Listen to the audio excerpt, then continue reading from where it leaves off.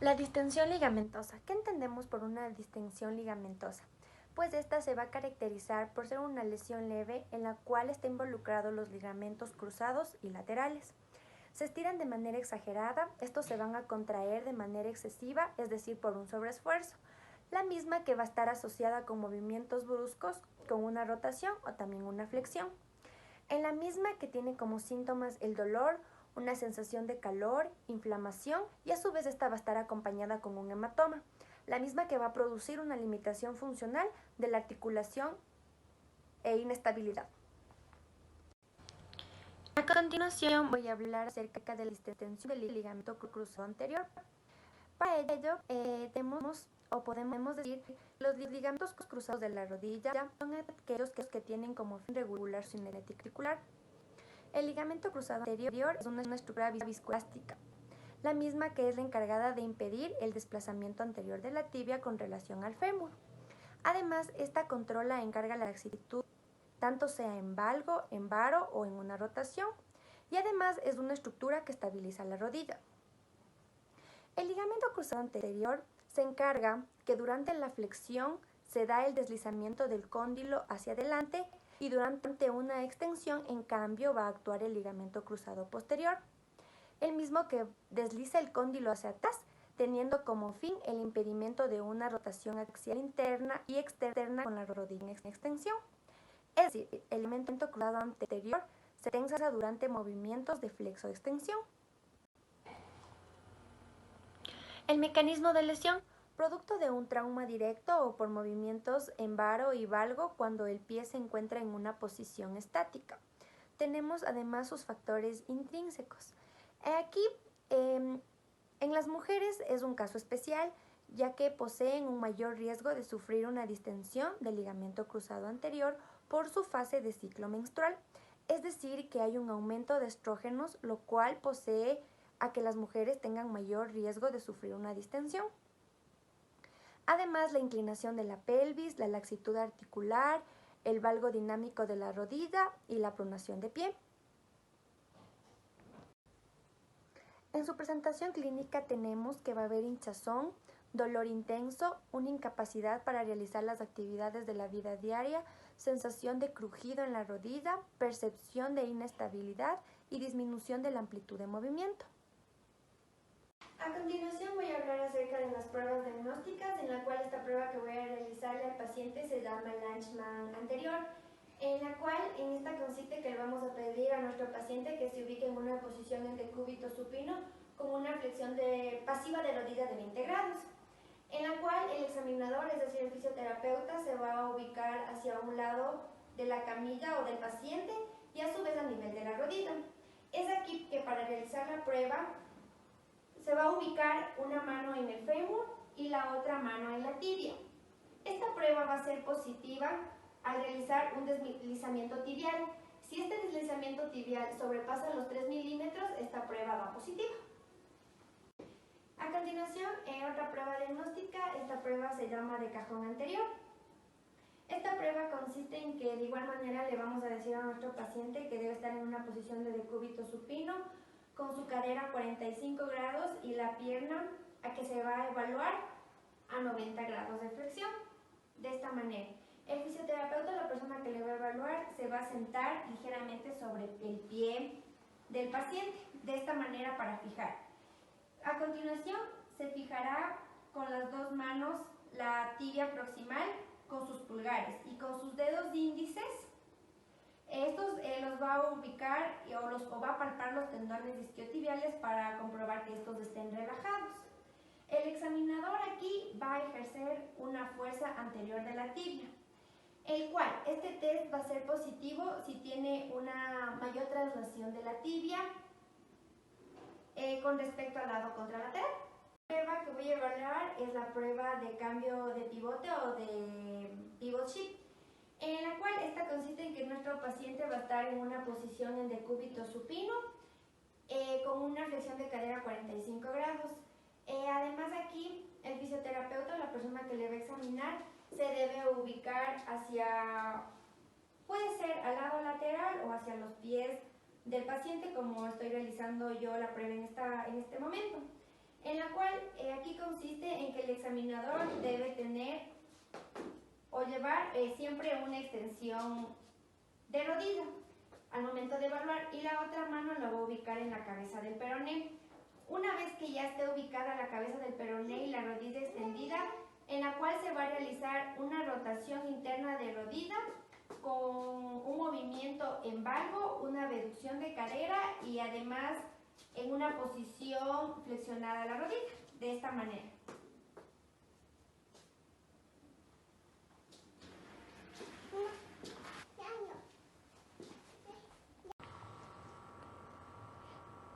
En las pruebas complementarias, aquí se pedirá al paciente o se utilizará tanto el eco como una resonancia magnética.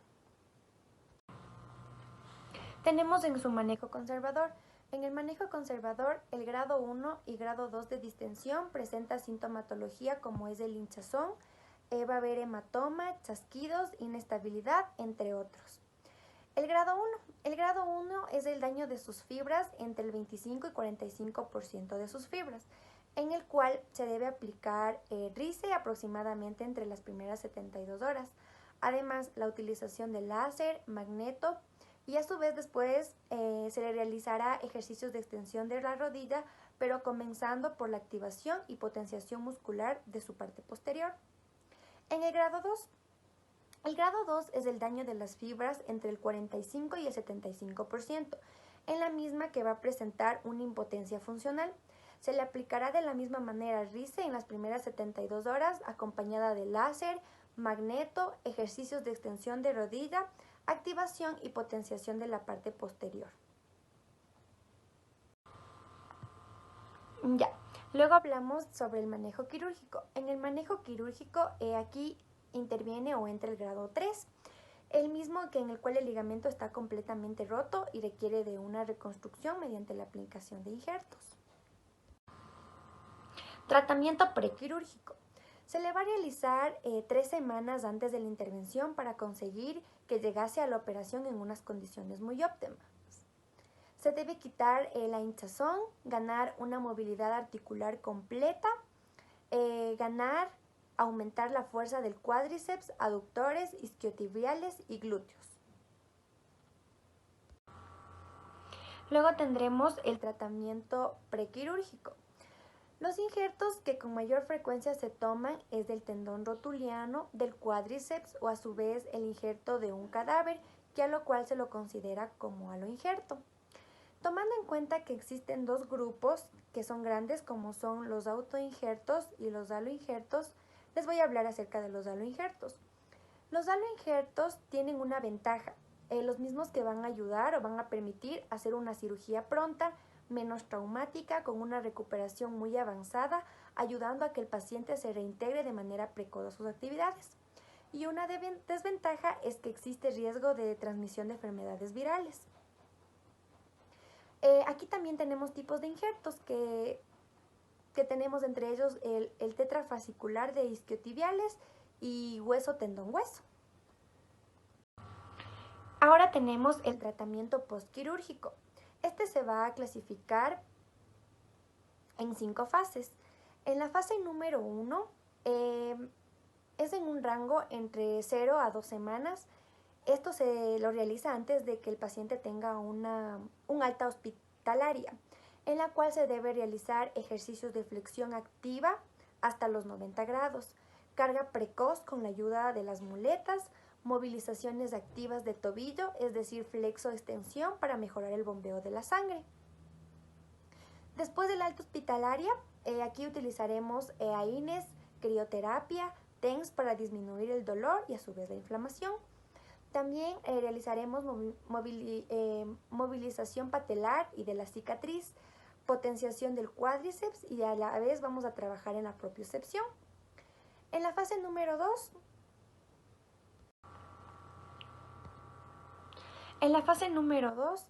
aquí entra en un lapso de 3 a 8 semanas, en la cual aquí ya se retira la órtesis y a la vez las muletas.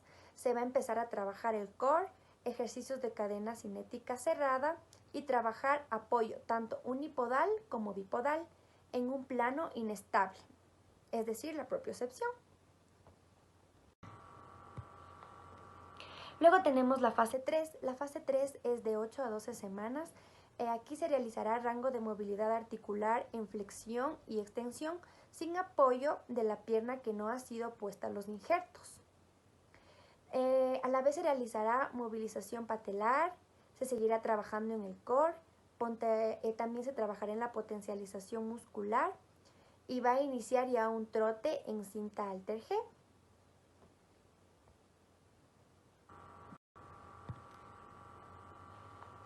Ahora tenemos la fase número 4. La fase número 4, esta se realiza después de las 12 semanas. Aquí ya se va a trabajar un rango de movilidad articular ya sin restricciones. Va a haber una potenciación muscular en cadena abierta y ejercicios de agilidad.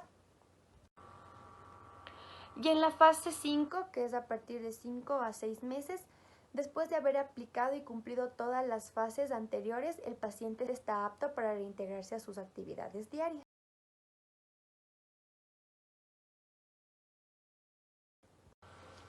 Ahora les voy a hablar acerca de la distensión del ligamento cruzado posterior.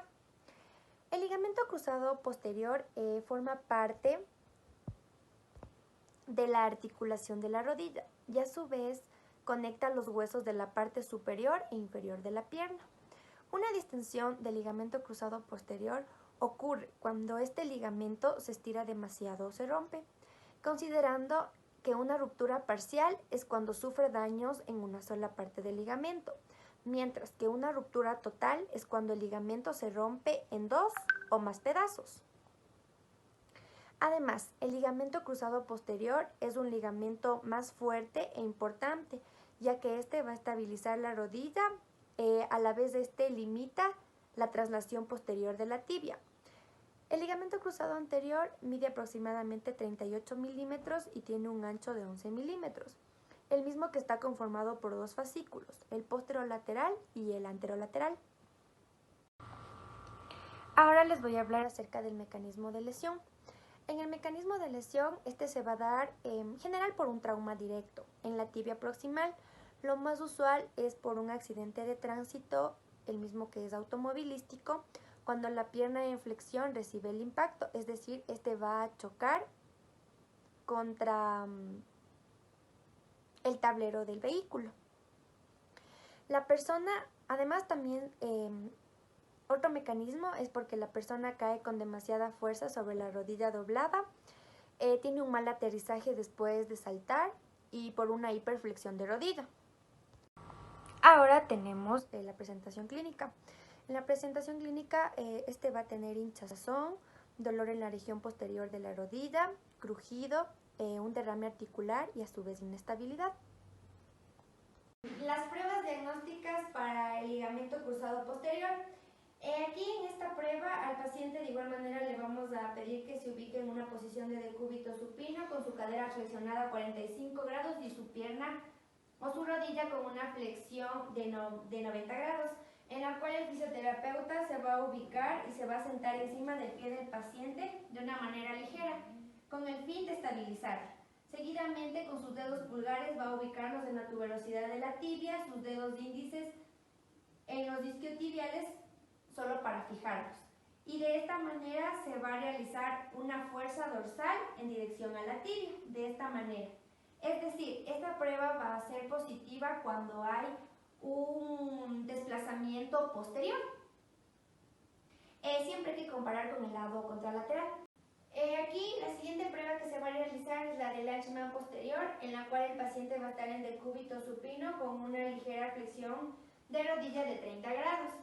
En la misma que aquí la persona que le va a evaluar, es decir, el fisioterapeuta, se va a ubicar hacia un lado de la camilla en dirección a la rodilla del paciente, en la cual una mano la va a ubicar en el fémur y otra mano en la parte medial de la tibia, en la cual se va a realizar una fuerza en relación a la tibia. Esta va a ser positivo si este presenta un deslizamiento posterior.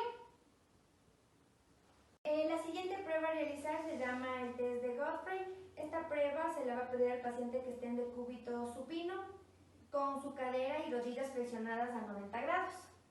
De esta manera. La persona que le va a evaluar el fisioterapeuta se va a ubicar al frente del paciente, es decir, en los pies. Esta prueba consiste en que los talones van a reposar en las palmas del fisioterapeuta. Esta prueba va a ser positivo si existe una laxitud posterior de la tibia o una caída por efecto de la gravedad. Vamos a realizar la prueba de River Pivot Shift. Aquí el paciente va a estar en decúbito supino con su rodilla flexionada a 80 o 90 grados con un valgo y una rotación externa. El fisioterapeuta se colocará, como lo estoy haciendo, enfrente del paciente o puede estar a un lado, en la cual al momento de tomar su pie y ya posicionadas las manos va a realizar una hiperrotación externa de su pierna, el cual será positivo si presenta una subluxación posterolateral al aumento de realizar la flexión de la misma.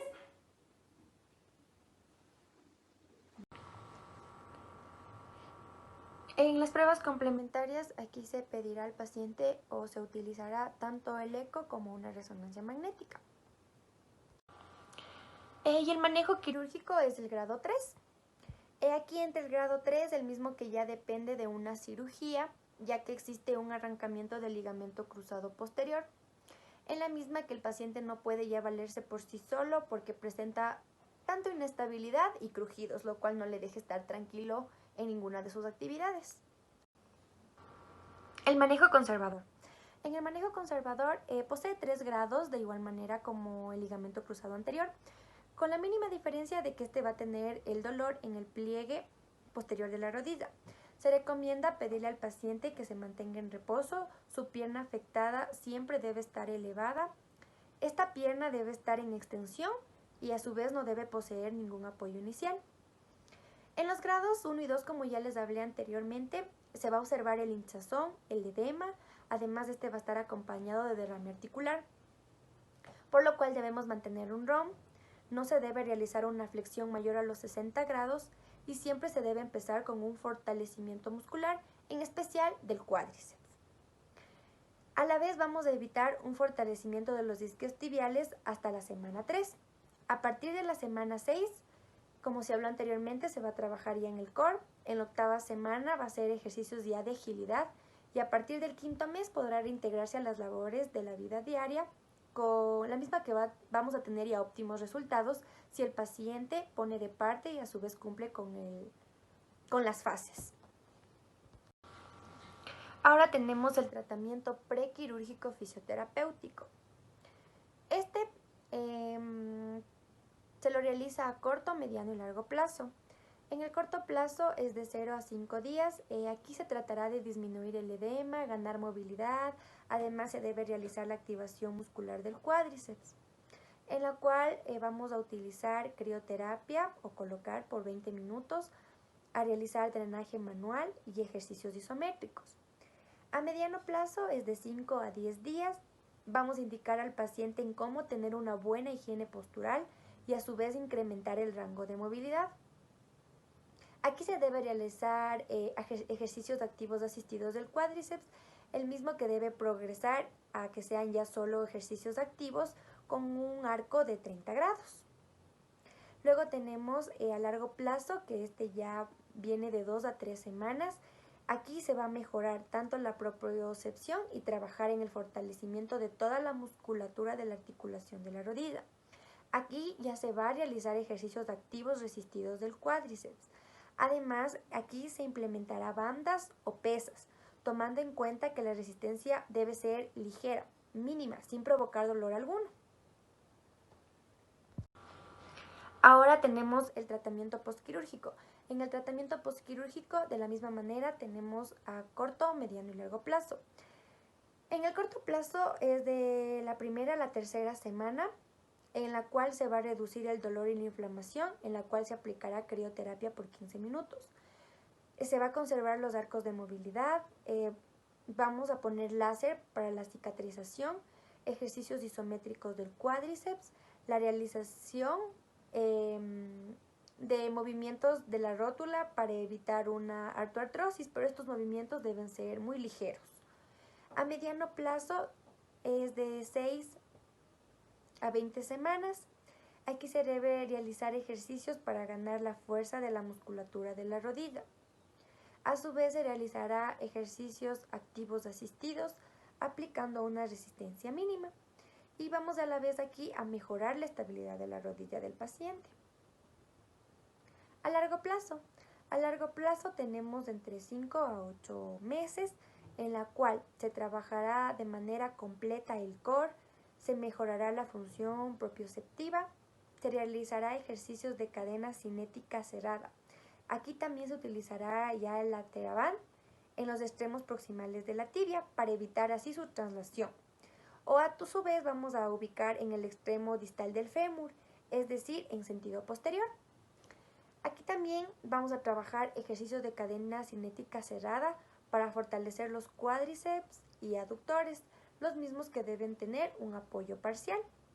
Y a su vez, ya viendo el progreso, se realizará ejercicios pliométricos, los cuales al cumplir todo estas fases, el paciente podrá ya reintegrarse a sus labores, a sus actividades.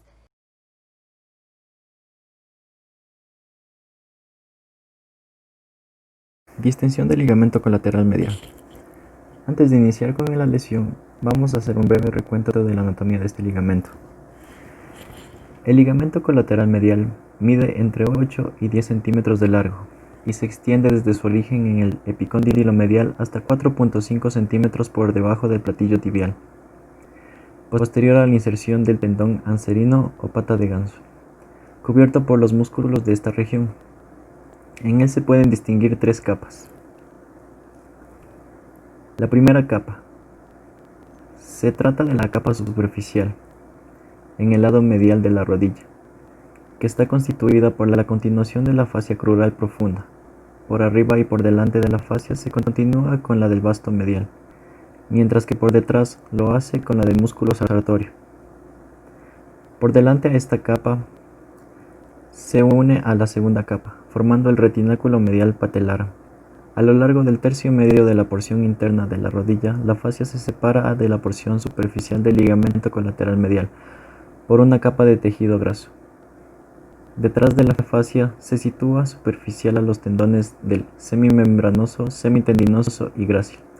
Los tendones de estos dos últimos músculos se mezclan con la fascia o con el tendón del ligamento colateral medial en su inserción en la tibia.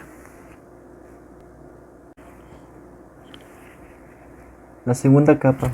El principal componente de esta capa medial es la porción superficial del ligamento colateral medial, que se sitúa a lo largo del tercio medio de la rodilla y donde está compuesta por fibras verticales del ligamento colateral medial. Por detrás de este componente vertical de este ligamento se encuentra la porción oblicua posterior, la cual se fusiona con la tercera capa y está íntimamente unida a la porción posteromedial del menisco.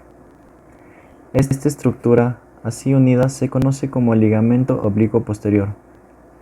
En su trayecto por detrás de la rodilla, esta estructura recibe fibras del tendón del semimembranoso y de la vaina sinovial, rodeando la cara posterior del cóndilo femoral y donde recibe el nombre de ligamento popliteo oblicuo.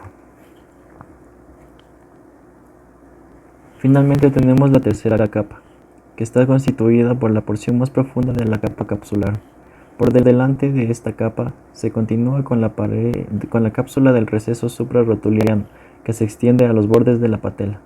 Por detrás del componente vertical de la porción superficial del ligamento colateral medial, la cápsula se engruesa, formando la porción profunda de este ligamento, vecina al menisco.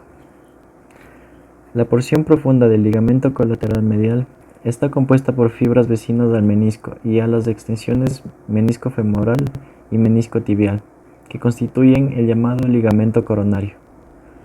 La bursa del ligamento colateral medial se localiza entre las capas superficiales y profundas, a lo largo del tercio medio de la rodilla. La biomecánica.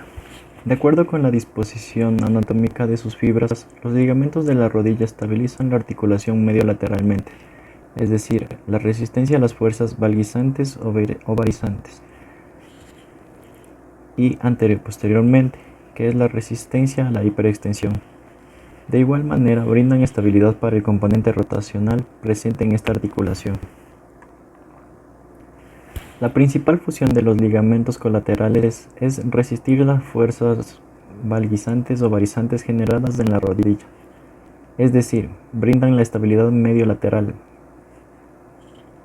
El ligamento colateral medial se encuentra tenso en todo rango de movimiento de la rodilla, pero su comportamiento varía de acuerdo con el movimiento generado. Todas las fibras están tensionadas en extensión, mientras que en flexión se generan fuerzas tensiles en las fibras con orientación anterior, y en el rango medio de movimiento la tensión se presenta en las fibras posteriores. Este ligamento resiste las fuerzas en valgo y controla la rotación lateral de la tibia.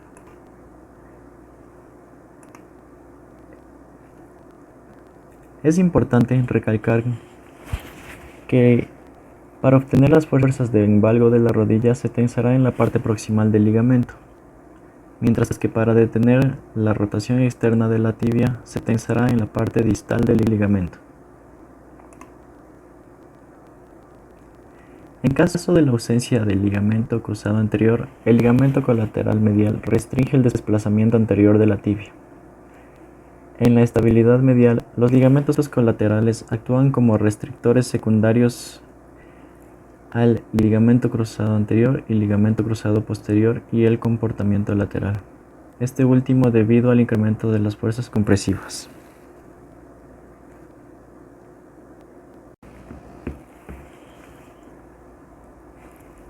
Para el mecanismo de lesión de este ligamento, existen dos tipos de lesión para el ligamento colateral medial, donde se encuentran los traumatismos directos o indirectos. En los traumatismos directos, que son los más comunes, se presentan con una fuerza externa, la cual puede ser por un golpe con un objeto o por una patada en la parte lateral de la rodilla, la cual obligue a esta articulación a generar un valgo brusco y exagerado, comprometiendo de esta manera la integridad de la estructura ligamentaria. Como podemos ver en la imagen, existe una patada en la parte lateral de la rodilla, lo cual ocasionará un valgo brusco y forzado al ligamento. Y a continuación tenemos la lesión indirecta por traumatismo indirecto, que se causa con una rotación externa de la tibia, una flexión de rodilla y, lo más importante, un valgo de rodilla, que puede ser originado por un cambio brusco de dirección o en una caída. Como en la imagen podemos observar, este individuo está presentando un aterrizaje muy brusco con ambas piernas, la cual está por la debilidad presente en los músculos glúteo medio, presenta una rotación externa de la tibia, una flexión de rodilla y un valgo de rodilla forzado, lo cual lo que sonará un accidente, una lesión en el ligamento colateral medial. Dentro de la presentación clínica, cuando existe una lesión en el ligamento colateral medial, vamos a tener una contusión medial de la rodilla, una tumefacción y aumento de calor intraarticular en la zona de la lesión, es decir, en la parte interna de la rodilla. Vamos a observar hinchazón o cambio en la forma normal de la rodilla, exactamente en el epicóndilo medial de dicha articulación. El paciente, al momento de la lesión, puede sentir un chasquido en la parte medial de la rodilla al momento de la lesión, acompañado inmediatamente por un dolor intenso.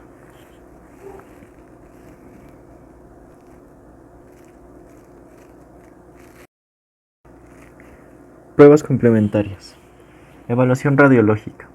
Se debe obtener siempre radiografías simples antero-posterior desde arriba, laterales y en el túnel de la rodilla con el fin de descartar la existencia de una fractura o de una lesión osteocartilaginosa. Las avulsiones óseas de los ligamentos o la avulsión tibial de la cápsula lateral pueden ser indicativas de lesiones asociadas. El signo de Pellegrini-Steida no es indicativo de una fractura en avulsión, sino más bien de una calcificación ectópica que puede desarrollarse cerca del epicóndilo medial después de un esguince del ligamento colateral medial proximal. Su presencia en las radiografías es sugestiva de una lesión antigua del ligamento colateral medial. Las pruebas radiológicas de la rodilla suelen ser utilizadas para confirmar o refutar el diagnóstico que se ha realizado a partir de la información obtenida de la anamnesis y de la exploración física. En los pacientes con traumatismo agudo, las imágenes anteroposteriores, laterales y desde arriba de la rodilla suelen ser suficientes para descartar la presencia de fracturas desplazadas. En los pacientes con dolor crónico se obtienen imágenes anteroposterior, laterales y desde arriba. Las imágenes de la rodilla contralateral pueden ser útiles para comparar la anchura del espacio articular, la densidad ósea, las fracturas fisarias, la inflamación de las partes blandas y la formación de osteofitos. También es importante realizar las radiografías con el fin de observar la amplitud del valgo patológico de la rodilla. Como se puede observar en la imagen de la izquierda, se puede evidenciar una rodilla normal y en la imagen de la derecha un valgo patológico debido a una lesión del ligamento colateral medial. La ecografía. La ecografía es útil para detectar la lesión del ligamento si se la realiza por un profesional entrenado y debido a su costo es la opción más recomendable para el paciente, ya que esta nos permite evidenciar estructuras blandas de la articulación de la rodilla. A la izquierda podemos tener un ligamento colateral medial normal y a la derecha un esguince grado 1 donde se puede evidenciar la pérdida de continuidad del ligamento.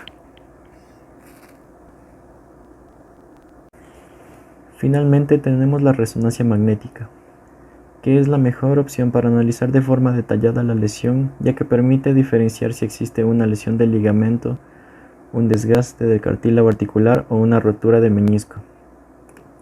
Sin embargo, no es tan recomendada debido a su alto costo, ya que puede ser sustituida por otras pruebas. La resonancia magnética no está indicada en la evaluación de las lesiones aisladas del ligamento colateral medial, pero puede ser útil si los resultados de la exploración física son equívocos o no concluyentes. Las lesiones aisladas del ligamento colateral medial casi nunca están asociadas con la rotura del menisco. Generalmente no es necesario realizar una resonancia magnética para la evaluación de la rodilla, pero esta técnica puede ser útil para la evaluación de tumores localizados a su alrededor. Cuando en la radiografía se identifican masas de partes blandas o afectación ósea, la resonancia magnética puede ayudar a su extensión. Después de un traumatismo agudo, cuando la rodilla se encuentra demasiado dolorida o inflamada para que pueda realizarse una exploración precisa y es necesario establecer un diagnóstico inmediato, la resonancia magnética puede ser útil para distinguir entre una contusión, una lesión del cartílago articular y una ruptura del menisco. Esta técnica también es eficaz para detectar la extensión de la osteomielitis y necrosis avascular. Para el diagnóstico de la lesión del ligamento colateral medial, el paciente debe encontrarse en decúbito supino y el fisioterapeuta debe estar al lado de la pierna en la cual se va a evaluar. Primeramente, nosotros debemos palpar la interlínea de la rodilla y seguir el trayecto del ligamento colateral medial. Si es que el paciente presenta dolor en esta zona, es indicativo de que existe alguna lesión. Y para confirmar si es que existe alguna distensión y el grado de la distensión, nosotros tenemos que realizar la prueba de bostezo en valgo. Para esto nosotros debemos hacer una toma del valleolo interno de la pierna afectada y con la otra mano vamos a realizar una presión sobre la parte lateral de la rodilla. Tenemos que realizar una flexión de cadera de 30 grados y una flexión de rodilla de 30 grados y presionar. Si es que el paciente presenta un bostezo de 1 a 5 milímetros, este será grado 1. Si es que el paciente presenta de 6 a 10 milímetros con tope firme, este será de grado 2. Y si es que el paciente presenta un bostezo de más de 10 milímetros sin algún tope firme, este será de grado 3.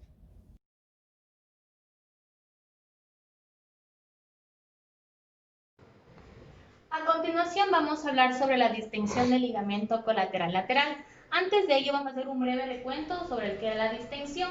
La distensión es una lesión leve, es por un sobreestiramiento o por una contracción excesiva de los ligamentos a realizar diferentes movimientos. Por lo general estos son en rotación. Bueno, hay que tomar en cuenta que existen diferentes grados a considerar. Tenemos 3 de ellos. El grado 1, esta es una lesión leve, juntamente con sintomatología leve, y hay una micro ruptura de las fibras de colágeno que forman parte del ligamento. En el grado 2, esta lesión es un poco más exacerbada y tiene aquí una ruptura del ligamento en un 50%.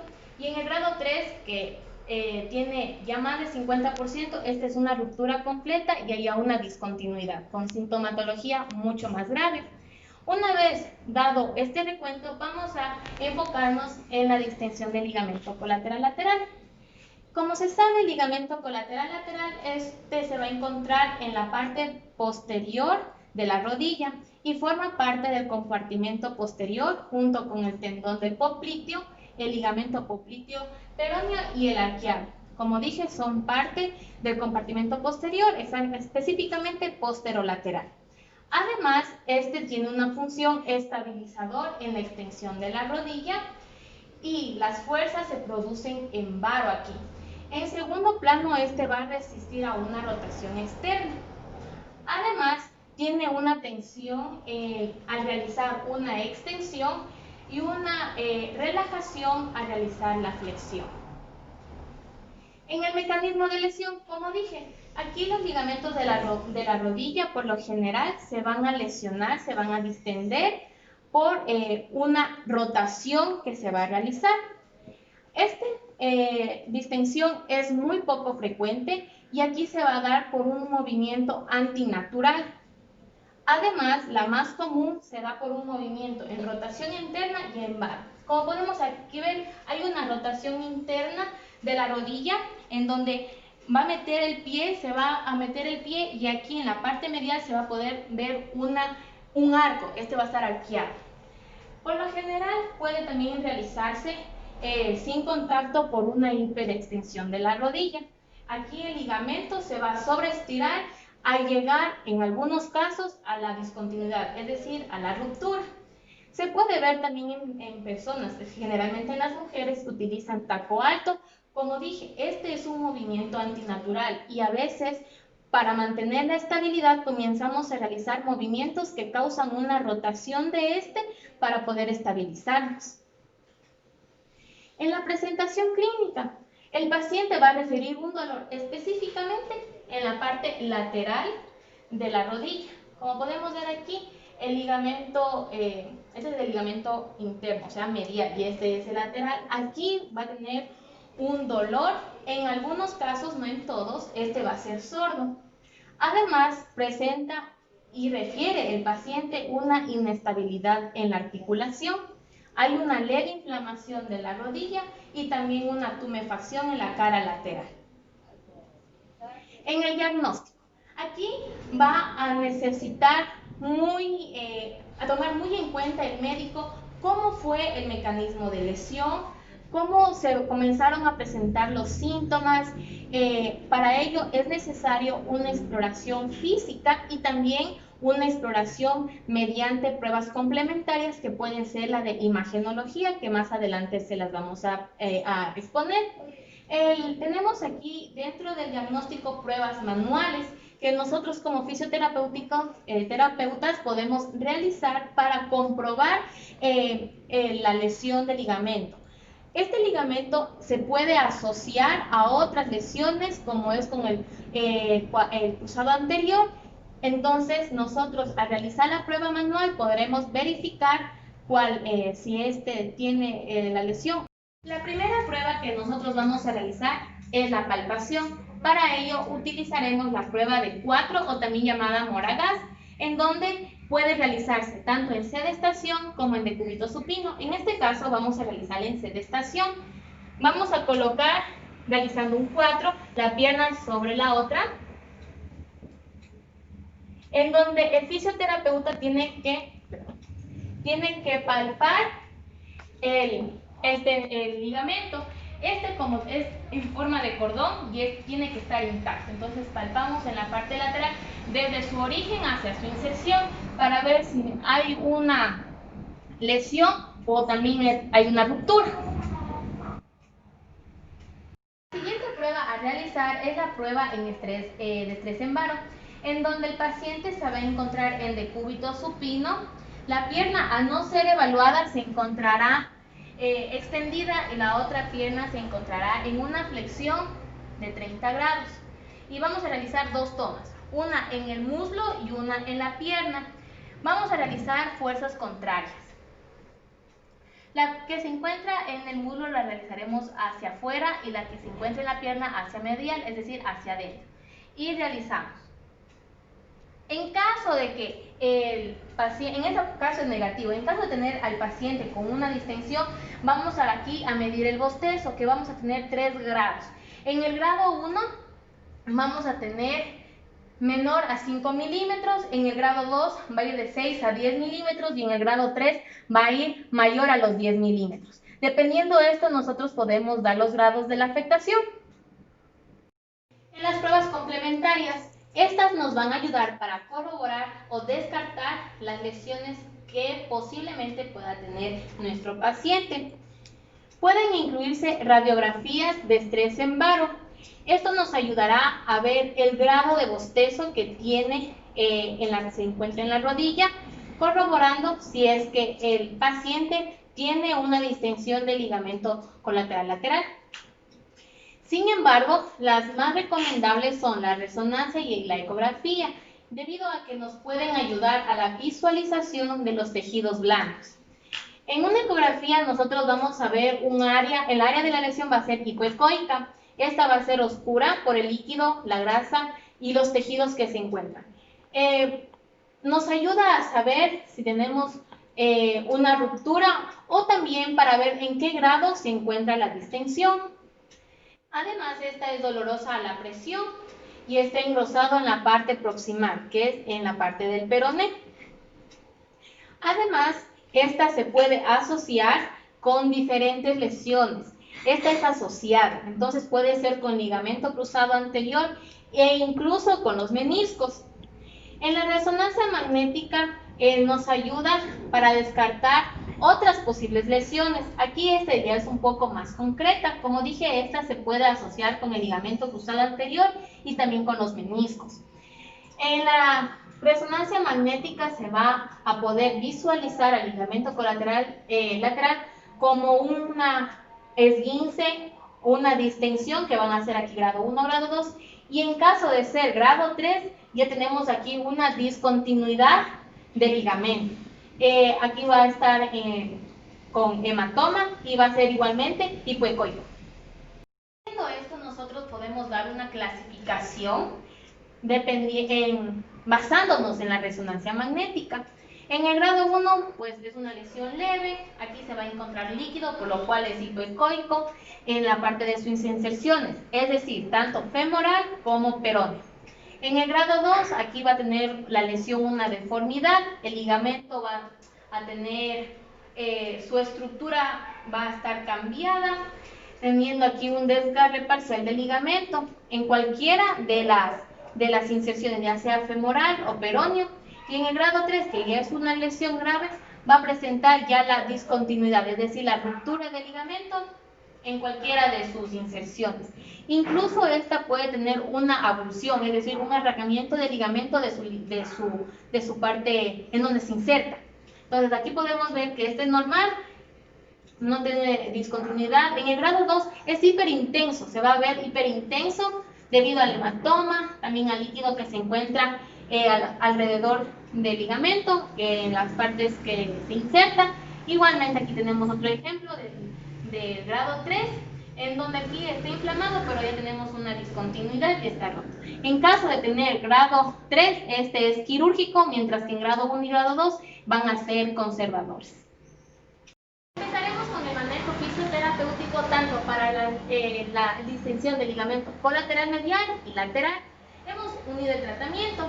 Bueno, tenemos aquí un manejo fisioterapéutico que va a realizarse cuando la lesión es tanto en grado 1 y grado 2 y un tratamiento postquirúrgico para las que son de grado 3, tanto para los colateral medial como colateral lateral.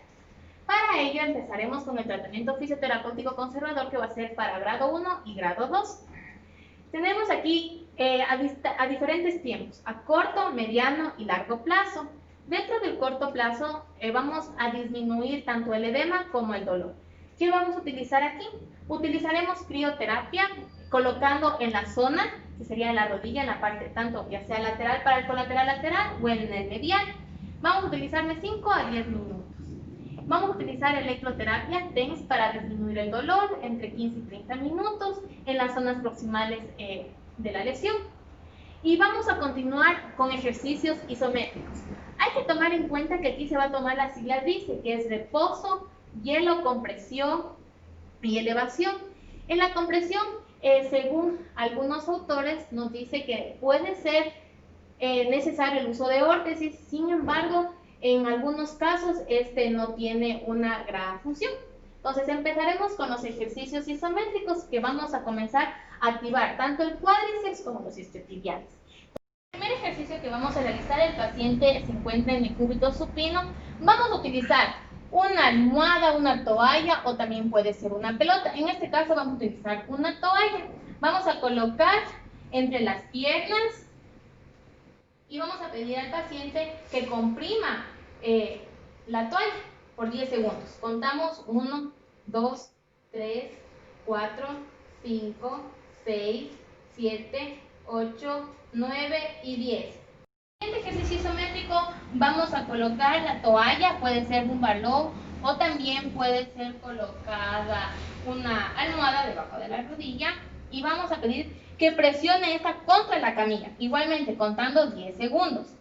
Comenzamos. 1, 2, 3, 4, 5, 6, 7, 8, 9 y 10.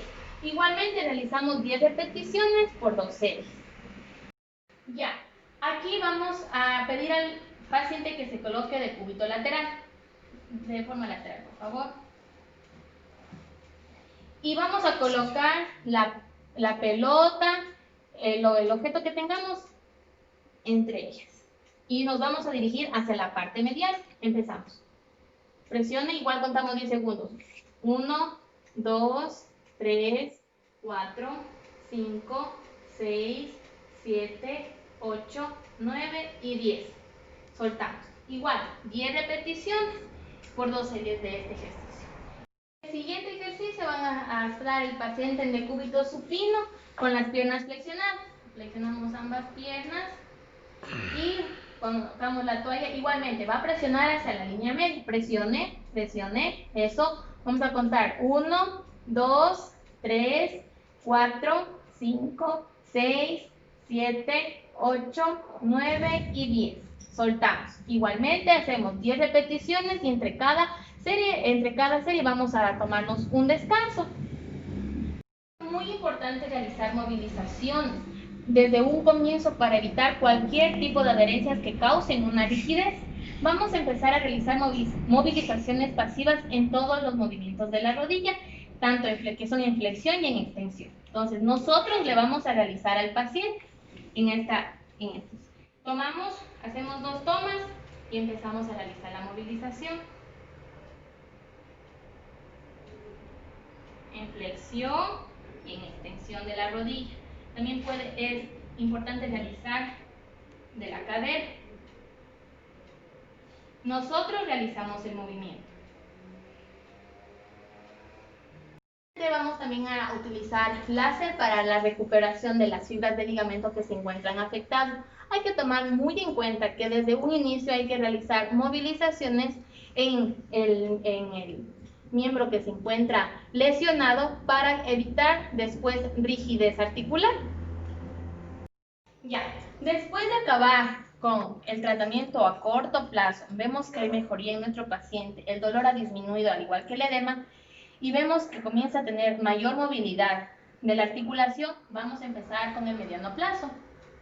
Igualmente continuaremos con electroterapia y aquí vamos ya igualmente a realizar movilizaciones, pero estas ya serán activas asistidas igualmente en la rodilla y en la cadera. Entonces aquí explicamos, haga y nosotros asistimos. Flexione la rodilla, él tiene que realizarlo. Igual en la de cadera, levante, eso. Muy bien. También realizaremos la reeducación de la marcha, enseñando al paciente cómo es la fase de apoyo, talón y punta. También vamos a realizar ejercicios activos con una resistencia. Puede ser utilizado la TheraBand o puede también ser utilizada la resistencia propia del fisioterapeuta. Pues vamos a utilizar la TheraBand.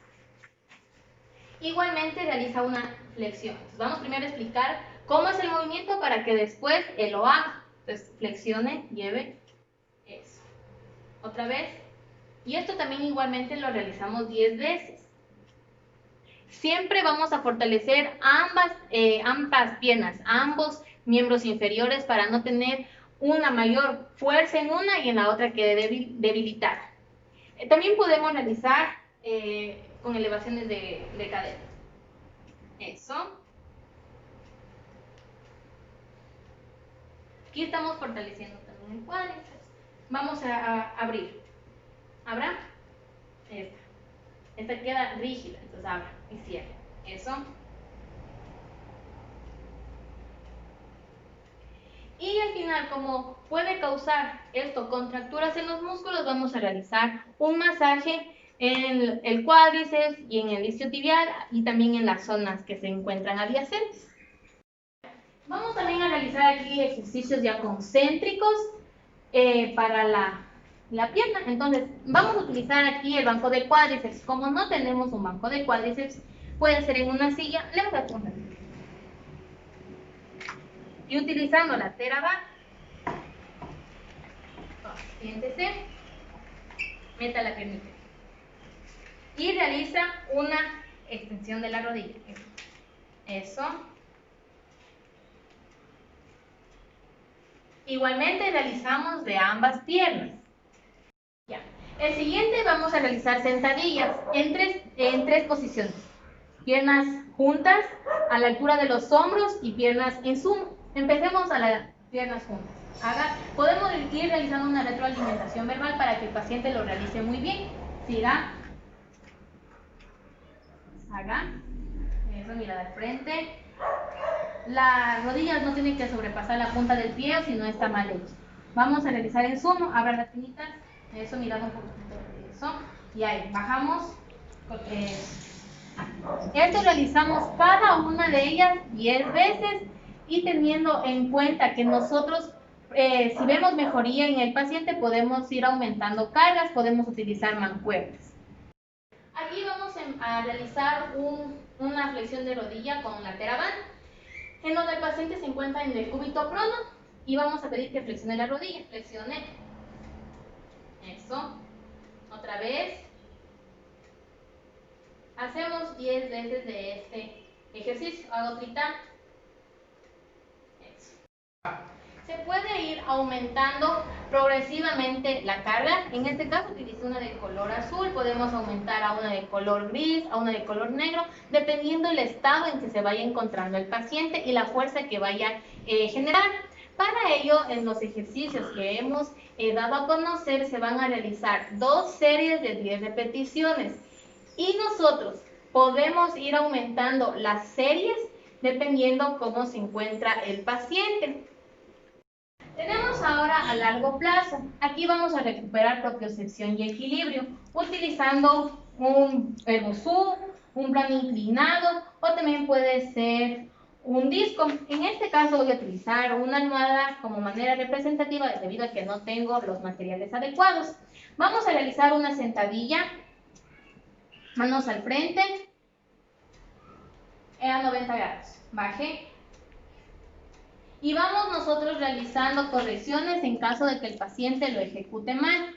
Empezamos con ambas piernas y también podemos hacer una sentadilla monopodal en una pierna. Al inicio nosotros ayudamos y después hacemos que el paciente realice solo. Mano al frente y ahí baja. Eso. Mira de frente. Bien, vamos a reeducar la marcha. Vamos a... Así. Eso. Y vamos a realizar perturbaciones.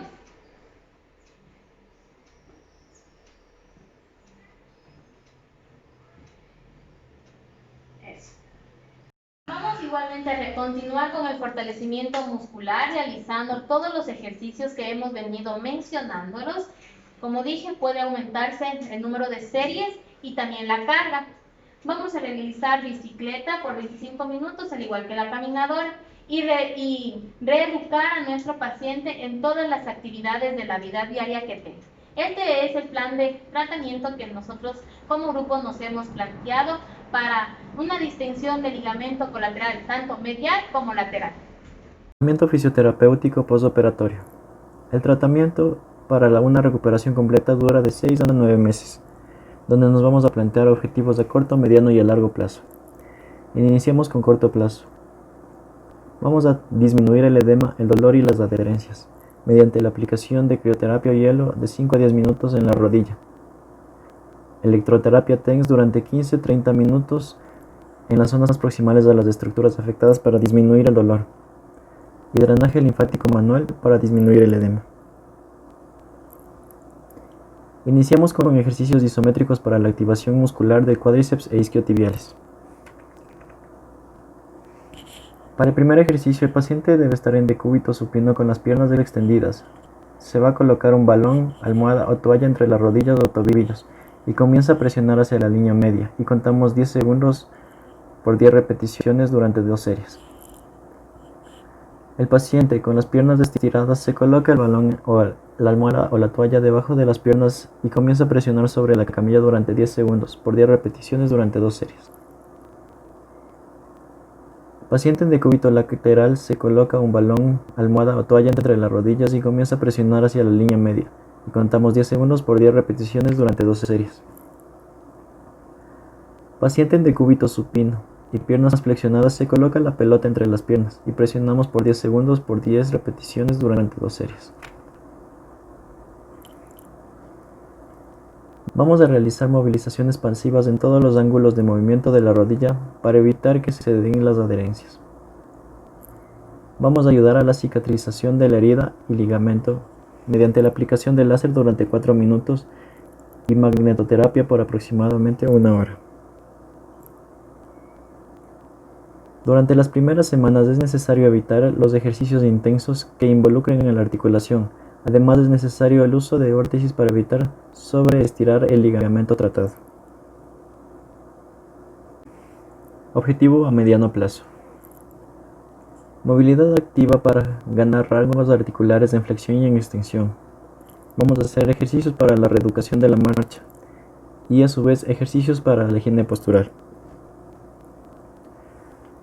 Vamos a hacer fortalecimiento muscular mediante ejercicios activos resistidos con Theravada, tanto en flexión y en extensión de rodilla.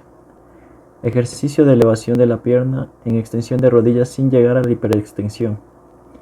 Ejercicios de extensión de cadera en bipedestación. Nos colocamos la Theravada en la pierna o tobillo y de manera progresiva extendemos nuestra cadera. La rodilla debe mantenerse recta sin doblar. Ejercicio de abducción de cadera. Se puede realizar en bipedestación o en decúbito lateral. colocándose la Theravada en la pierna y empezando a abducir o abrir con el tronco recto. En decúbito lateral se coloca una Theravada entre la pierna y comenzar a abducir y contamos 10 segundos por 10 repeticiones durante 2 series. Ejercicios de cadena cinética cerrada. Vamos a realizar sentadilla bipodal a 90 grados realizando 10 repeticiones por 2 series sin causar fatiga ni dolor.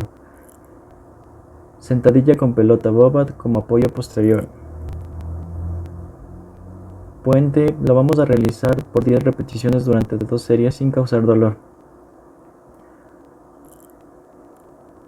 Y finalmente sentadilla en un plano ligeramente inclinado o en un bosú para empezar la reeducación de la propiocepción y el equilibrio. A largo plazo. Mejorar la propiocepción y el equilibrio. Estos se los puede realizar con los ojos abiertos y cerrados. Vamos a realizar una sentadilla a 90 grados en un disco bosú o plano inclinado para ganar propiocepción.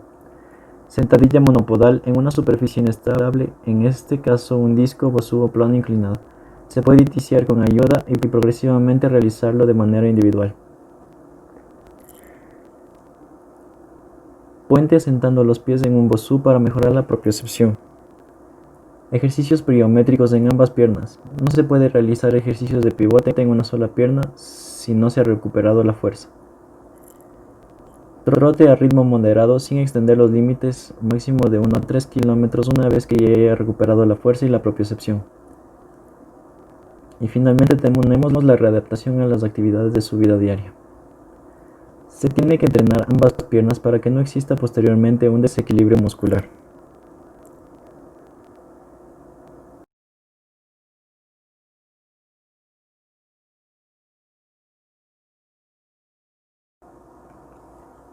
Reglas de predicción clínica. Dentro del primer caso vamos a tener el desarrollo y validación de una herramienta de predicción basado en lo clínico para identificar a las atletas femeninas en alto riesgo para la lesión del ligamento cruzado anterior. En este artículo se nos plantearon 5 puntos a seguir, los cuales nos indicarán si es que el atleta está en riesgo de sufrir una lesión. Para desarrollar estos 5 puntos es necesario evaluar a la atleta mediante una prueba de salto y caída a ambas piernas. Se procederá a observar la biomecánica del atleta. El primer punto a seguir es el movimiento de valgo de rodilla. Este no debe exceder el 1.17 a 2.16 centímetros de diferencia entre ambas piernas. Nos da un 95% de seguridad. Rango de flexión de la rodilla. No debe ser menor que el 0.89% del rango normal de flexión. La masa corporal tiene que estar al 94% o al 103% del índice de masa corporal normal para la paciente. La longitud de la tibia no deben exceder el 1.20 centímetros, desde el 1.20 al 2.7 centímetros de diferencia entre ambas tibias. La proporción del cuádriceps y los isquiotibiales deben tener un mínimo del 0.48 al 6% de diferencia entre la proporción de fuerza. Si es que la paciente no completa 3 de los 5 puntos, está en un riesgo de 70% de sufrir una lesión del ligamento cruzado anterior. En el segundo caso, se nos plantea un total de 18 ítems, los cuales se debe evaluar uno por uno al paciente. El primero es el trauma, debe sufrir un trauma durante el deporte. El segundo, trauma por fuerza externa para la rodilla, trauma rotacional, pie o pierna bloqueada, derrame continuo, genuflexum, genón recurvatum, aumento de la temperatura, prueba de fluctuación o derrame menor, dolor en la línea articular medial, dolor a la palpación del ligamento colateral medial, dolor a la flexión pasiva, dolor en la extensión pasiva, dolor valgo estrés o prueba de bostezo en 0 grados, dolor valgo estrés a 30 grados en prueba de bostezo, laxity valgus stress 30 grados, trauma por fuerza externa para la pierna, trauma rotacional, dolor valgo estrés a 30 grados. Si es que la paciente cumple 5 de los 18 ítems, nos indicará una sospecha de una lesión en el ligamento colateral medial. Si es que la paciente o el paciente presenta un total de 10 ítems o más, es un indicativo certero del 95% de seguridad de que tiene una lesión en el ligamento colateral medial.